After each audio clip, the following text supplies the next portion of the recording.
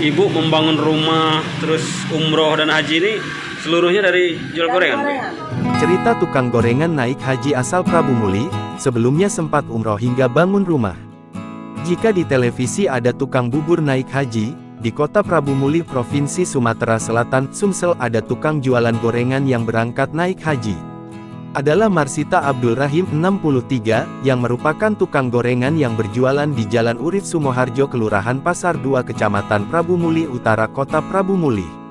Marsita merupakan satu dari 220 calon jamaah haji CJH asal Kota Prabu Muli yang akan berangkat ke Tanah Suci pada Sabtu, tanggal 27 Mei tahun 2023. Marsita bisa berangkat haji dari mengumpulkan sedikit demi sedikit uang hasil menjual gorengan.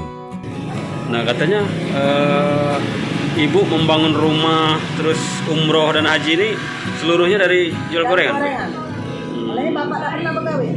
Bapak enggak kerja apa? Dia masih ada tidak pernah begawe juga. Jadi seluruhnya dari gorengan. Setiap harinya itu keuntungan kita menjual gorengan ini berapa, Bu? Tidak tentu. Apalagi keadaan sekarang kan semenjak soda kopi ini agak menurun. Tapi dulu ya. Berapa lah paling besar itu? Kadang-kadang 200 sekarang ini. Katanya tadi sampai 1 juta tuh.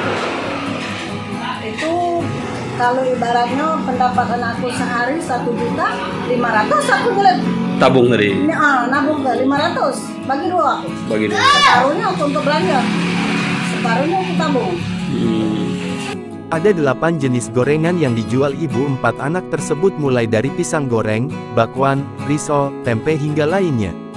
Untuk harga gorengan dijual sangat murah, di mana 3 gorengan Rp2.000 dan untuk pisang goreng serta bakwan masing-masing dijual Rp1.000.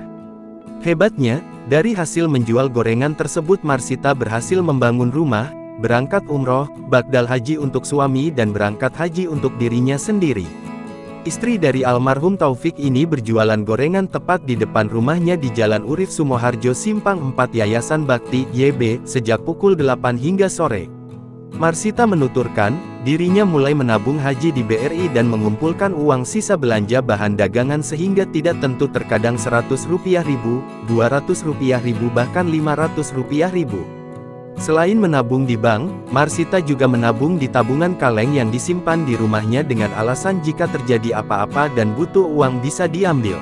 Pakai kaleng plastik itu, tabungan plastik. Ya, mana-mana anak aku ngomongnya itu nyuruh umroh dulu, ya lah jatuh tobo buka tabungan itu adalah penuh. Abang buka berisi 40 juta. Jadi aku lagi ngomong dengan anak aku, kalau bisa kita umroh jatuh berdua, jatuh duitnya cukup. Macam itu. Aku ada duit lain, ada lagi duit simpanan 15 juta untuk pegangan. Kami daftar sama Pak Zulkarnain. Ya, ada setengah bulan kami daftar, langsung kami berangkat umroh. Lalu pada 2016 karena tabungan itu sudah penuh lalu dibuka dan ternyata isinya mencapai Rp40 juta lebih.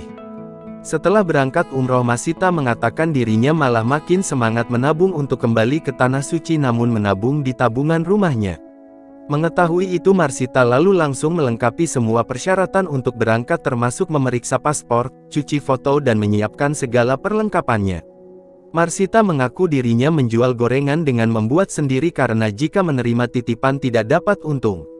Ia menceritakan pernah menjadi korban jambret saat berjualan gorengan, di mana ada 2 pelaku jambret menghampiri dirinya saat jual gorengan dan langsung menarik kalung miliknya.